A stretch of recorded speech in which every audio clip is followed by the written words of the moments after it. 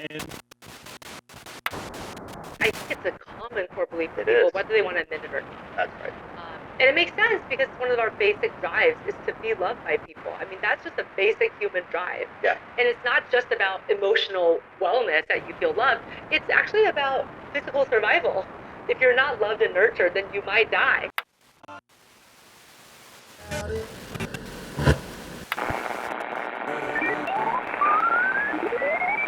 Blue Wolf and Friends presents Camp Here and There. Episode 39. There's a devil in camp.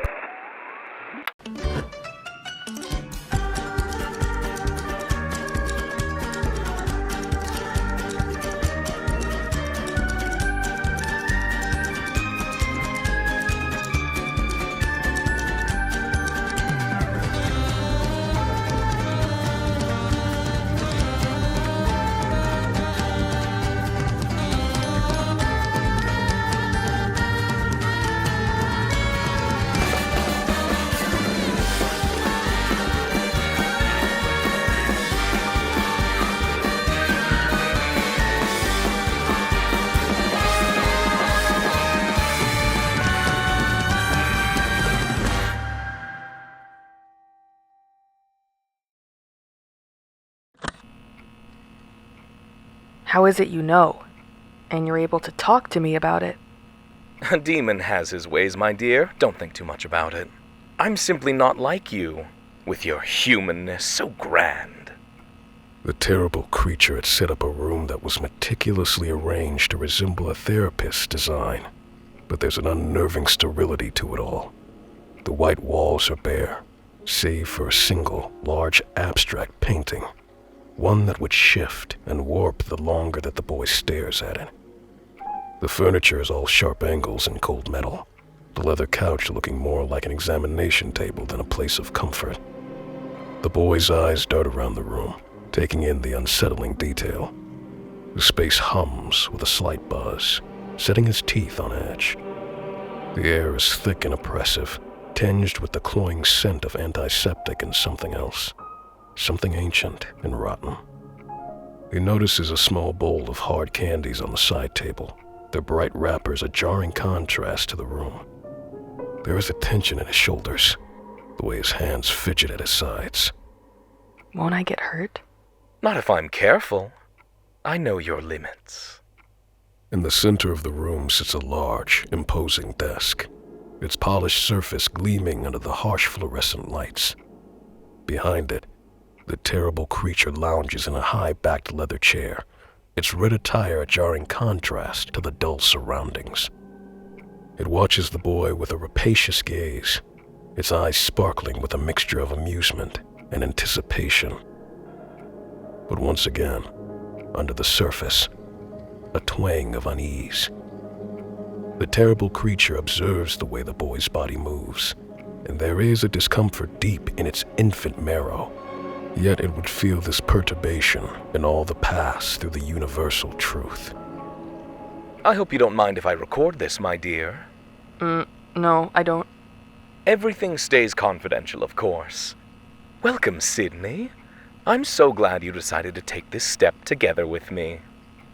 The terrible creature had lined a sideboard with framed diplomas and certifications, a calculated display of its expertise and dominance, though not a single page was anything but a false printout. Still, it knew what it was doing. Do you need anything? Some water? Anything to drink? Snacks? A seat? Don't you want to sit down? Do you need a hug? Support? Do you need the love of something bigger than you? Some abstract that reality can't touch or defile? Do you seek a flame that persists as darkness devours? Do you want the nothingness to shield you from yourself and the chaos that engulfs you? Do you know what you demand when you plead for deliverance from the only existence you've ever known? Do you know why the walls lie where they do? Do you see yourself as something lesser because you are, or because it's a solace? Do you know autonomy? How simple it is to surrender to the world's whims, isn't it? To be at mercy. Is the inhumanity of it all comforting? Is shedding yourself disarmingly easy? Can inaction not be just as cruel and merciless? Haven't you been here long enough? And with the fires long enough? Would you God to satisfy your ego? Are you willing to let go? How many more breaths can my body take? How long? With every passing hour, the walls weaken and your knees feel frail and tremble. Your kindness can only go so far. If these walls can break, you will do so by your hand and for your sake alone. Know that. Which selfishness do you choose? The one that lets you live, or the one that lets you die?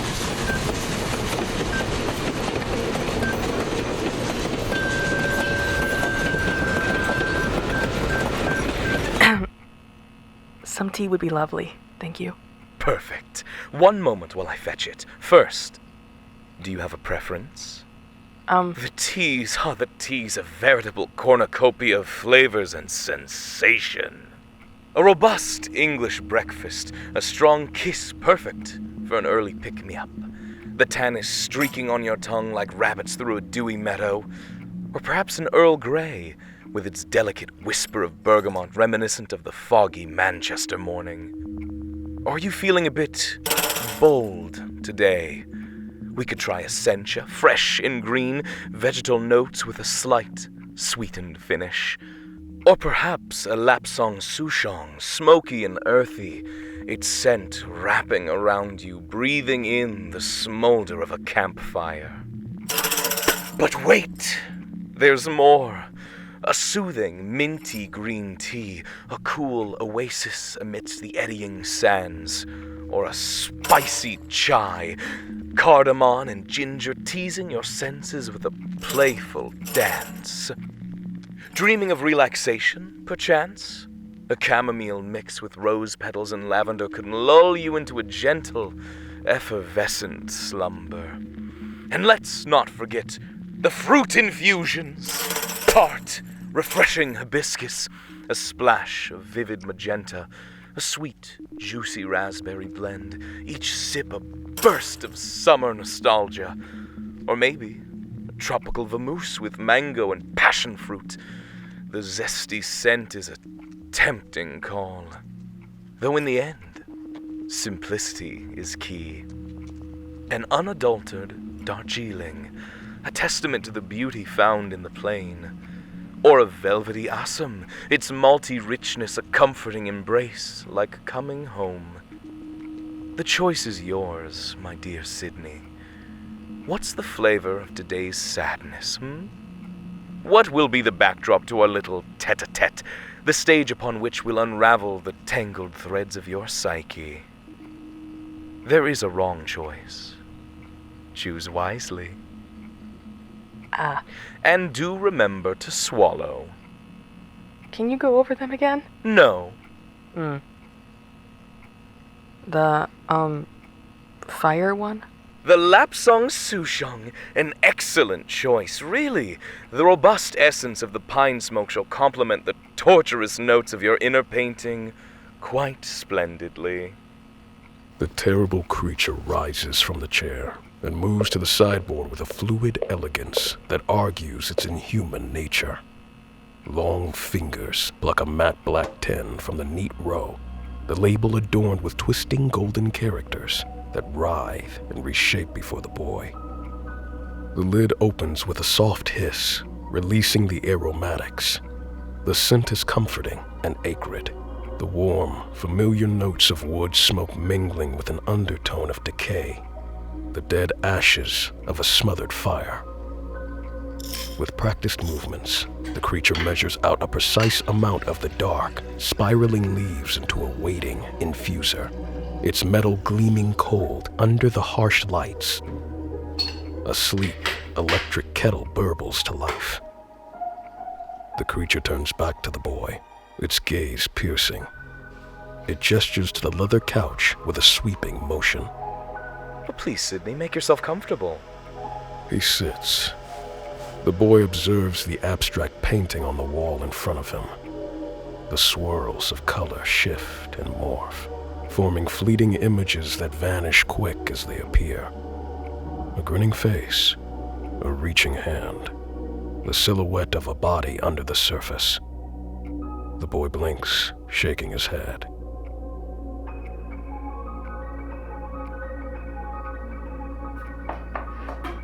When he looks, the painting is still, a harmless splash of paint against the sterile white. Where did you get this painting? It's an original Pollock. I don't think that answered my question. As the tea seeps, watch how the water slowly changes color. It's quite mesmerizing, isn't it? The steam curls up from the cup, a languid dance that engrosses. The aroma intensifies, filling the sterile space with a heady mix of smoke and spice. As he watches, a single drop of amber forms at the spout of the teapot, swelling and trembling before falling into the cup below. The ripples spread in concentric circles. The terrible creature leans forward in its chair. Now, Sydney, my dear, tell me, what brings you to my humble abode? What troubles plague that delicate mind? You told me that you could help me. Indeed. I just feel so gone. Like I don't know what I am anymore. Ever since Jedediah. Ever since the thing. Nothing makes sense. I don't even know if I'm really here, or if this is all just some warped dream. I don't know. It's all hazy. I'm trying to remember something that doesn't exist. That nearly didn't exist. I get flashes sometimes, glimpses, and then they aren't there. Yes. A crisis of identity brought on by a seismic shift in your reality. It's understandable, Sydney. You've been through a tremendous ordeal. But perhaps the answer lies not in the binary of life and death, but in the liminal space between, where the circumscribe of the self can be redrawn, reshaped into something new and handsome. I'm not sure. It's common for a patient to feel a sort of unbecoming in circumstances like yours. I ache. I can imagine. And I don't like how often I snap at Jedediah. Tell me more about that. It's just... He's always hovering over me. Like I'm gonna break if he looks away, and Oh, this is cruel of me. No, go on. I asked him for this attention, begged him even, but...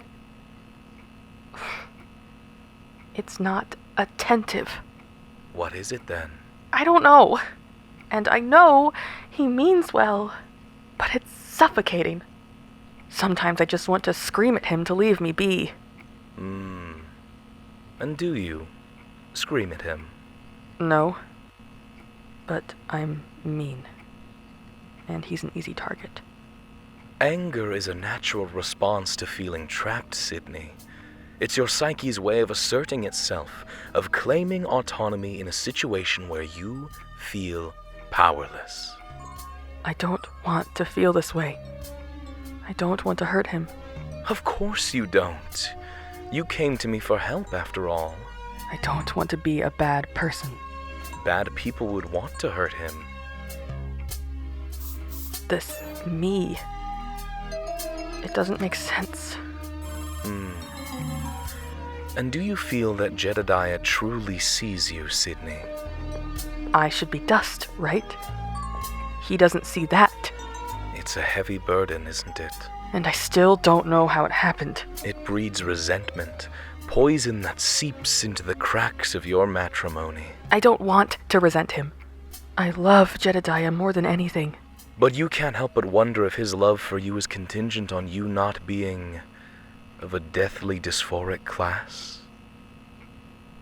Yes, that's exactly it. It's his fault. I should be grateful. Your beautiful wish to rot. Yes. It is a noble desire. He doesn't think so. He's wrong. The boy's shoulders deflate here. It appears as though a strangling rubber band has been cut from his torso. His heart is no doubt alight with the heat of understanding. He is your captor, in a way, and deep down, a part of you resents that. Him. I don't know. Maybe. Is that awful of me? Not at all, Sydney. It's a perfectly human response. Well, perhaps human isn't quite the right word anymore, is it? The boy flinches at this, his hands clenching in his lap. The creature's smile widens. Forgive me, that was insensitive. My point is, your feelings are valid, Sydney. You mustn't be afraid to explore them, to confront them. That's the only way we can begin to untangle this mess inside you. I suppose you're right. Of course I am, my dear. Now, I believe our tea should be ready. Go on. Why don't you have a sip? The terrible creature leans forward, lifting the cup with a practiced, deceptively human hand. It extends the offering to the boy, and the dark liquid jostles with the motion. As the boy accepts the cup, their fingers brush for just a moment's breath. The boy lifts the cup to his lips and takes a heavy pull. It's unlike any tea he's tasted before. The smoky notes are at the forefront, but there are other flavors hidden beneath the surface. A hint of bitterness, the acrid ashes of burnt sage, a subtle sweetness, the nectar of a black orchid, and threading through it all, a faint, metallic tang. The Lapsang Souchong is a tea of contradictions, Sydney. It's the duality of life and death, of creation and destruction. The leaves, once vibrant and green, are withered over pinewood fires, their essence forever altered by the kiss of necrosis. And yet, it is through this death, this transformation, that they find new purpose. You too have been changed, and now you must find your place in this new existence. You must come to terms with the being you've become, what you want to be. The creature rises from its chair, moving with a sinuous grace to settle on the couch beside the boy. It leaves only a handspan of space between them, the proximity at once both comforting and unnerving. The boy can feel the incongruity radiating from its form, can catch the scent of rose and thyme that clings to its garments. You know, Sydney, I understand what it's like to feel lost, unmoored from everything you once thought you knew. I too have undergone a metamorphosis recently. It can be terrifying to confront the precipice, but it can also be exhilarating, liberating even. I don't feel liberated. Not yet. But that's why you're here, isn't it? To find that deliverance.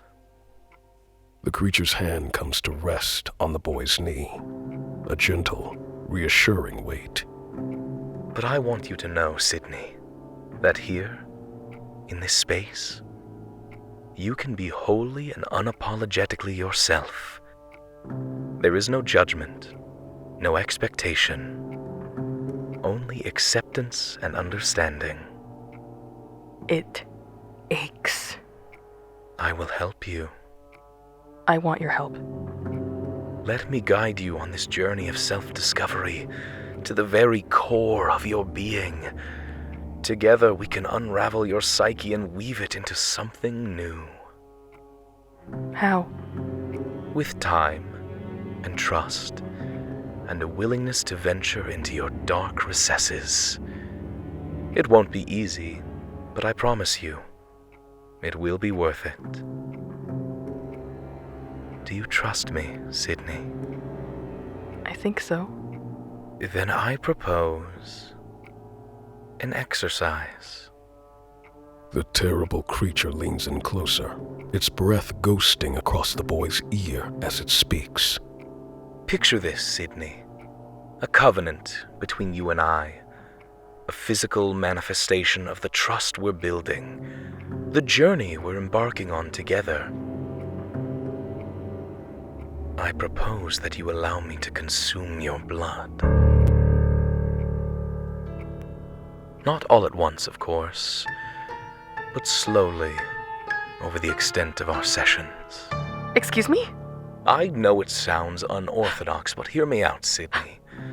Blood is a powerful piece of life, of vitality. By allowing me to partake of yours, you would be surrendering that life force, in essence, to me. Trusting me as your confidant to consume it. And in turn, with each drop spilled, you would be moving closer to this release you desire. Each session would be a small death. It's a deeply intimate act, Sydney.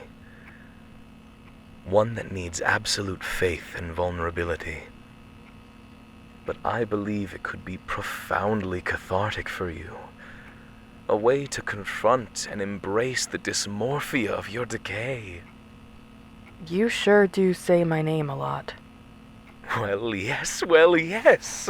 It stands from the seat. I've missed you so, I have. Why, our proven pact of demon and man has transcended reality and is now undulating between flesh and skin. I can say your name, my master, with my wet tongue. Sydney, Sydney, Sydney! I don't remember a lot from college, but I do think I remember the fun we had. What a companionship! I'm so happy to be of acquaintance again. You are wonderful. I can see why we got along. I've missed you. So, this exercise... I don't expect an answer right away, but it is a therapist's euphoria. Give yourself over to me, fully and completely, and I will guide you to the truth that lies at your core. I do worry about the physical harm. You can't exactly expect me to jump for joy at the idea. It's not harm in the sense, my dear. Is it self-harm to confront your flaws and grow into a relieved contentment? Of course not. To me, it sounds as if you're rationalizing away the uncomfortable, and you know deep down that it's what you need. It's a lot to take in, I know. But I want you to really sit with it. Let the idea percolate in your mind. Yeah, okay. You know, surprisingly, you're not the first person who's asked to eat me. Oh, yes, because Jedediah... No! You scoundrel! Oh, you are quite cute when you're flustered. Some therapist. Indeed. Well, I believe this session is adjourned then. Until next week, Sydney. Okay. And I'm sure I'll see you around. You've got to control those kids of yours. Oh, they haven't done as you accused. I believe the mysteries to this laughing sickness today may be found within your own camp. Okay. Have a marvelous day! All right. Goodbye then.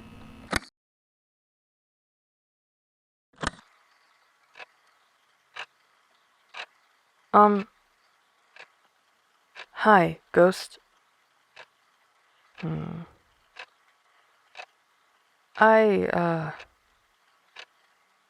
Yeah, I don't know if I'm gonna do that.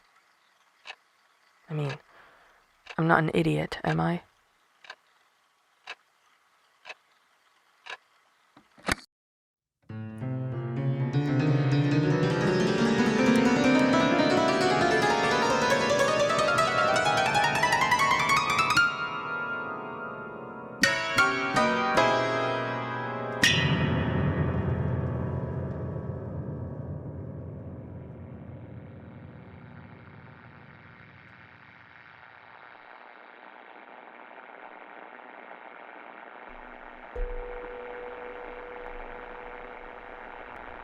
Today's episode of Camp Here and There was written and directed by Blue Wolf. The role of Sydney Sargent was performed by Blue Wolf. The role of Up and Adam was performed by Dio Garner. The role of Mystery Man was performed by Jalen Askins. With original music composed by Will Wood and produced by Jonathan Maisto. Additional music composed by Kyle Gabler and Another You. Dialogue editing by Emily Safko and Beetle Sprite. Sound design by Blue Wolf and Another You. And a special thanks to patrons for making this possible. Special thanks to Just a Little Guy, Abigail the Baker, Cicada, Autumn, Crow Dobbs, and Casper. To join them and to get behind-the-scenes content like bloopers, development notes, early access to episodes, interactive events, and more, visit the Patreon at patreon.com/bluewolf. You can also join the official Discord server to connect with fellow listeners and discuss the latest episode. Find the link in the description of today's episode. And finally, if you'd like to support the show and ensure we can keep going, the most meaningful thing you can do is to help spread the word. Thank you for listening to Camp Here and There, and remember, Romeo, oh Romeo, why won't you answer your radio?